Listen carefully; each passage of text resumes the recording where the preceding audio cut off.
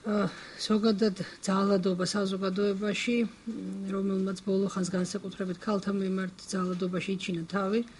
მე ვფიქრობ, ეს არის კომპლექსური პრობლემა, რომელმაც უნდა შეძლოს და გააერთიანოს მთელი საზოგადოება და პოლიტიკური სპექტრი. იმიტომ რომ ეს არის თემა, რომელიც არაფრით არ შეიძლება იქცეს პოლიტიკური ვაჭრობის საგნად.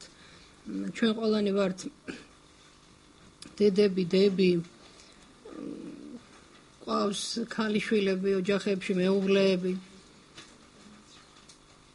ამიტომ ჩემთვის მართლაც ძალიან მძიმეა ამ თემაზე საუბარი ემოციების გარეშე.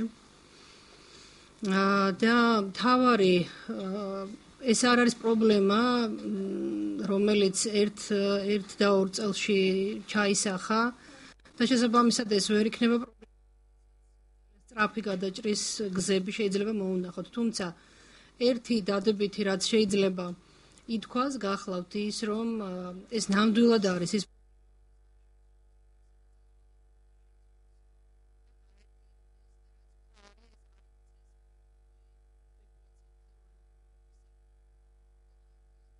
სამეცნიერო საზოგადოება, ფსიქოლოგი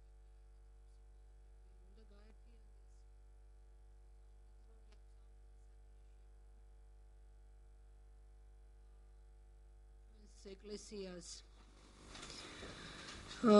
და ბუნებრივია უნდა შემუშავდეს გარკვეული რეგულაციები საკანონმდებლო დონეზეც.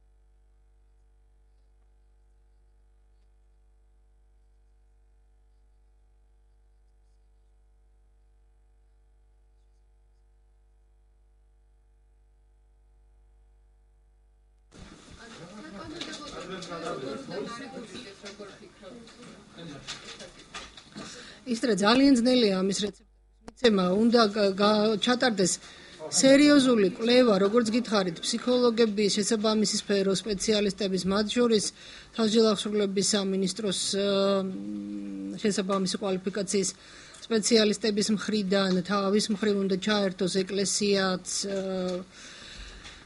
და როდესაც გამოიკვეთება ის პრობლემები, რომლის მოგვარებაც აუცილებელია საკანონმდებლო დონეზე და საკანონმდებლო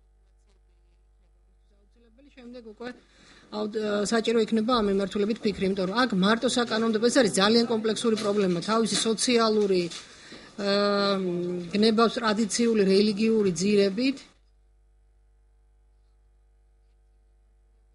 გადაჭრის გზიება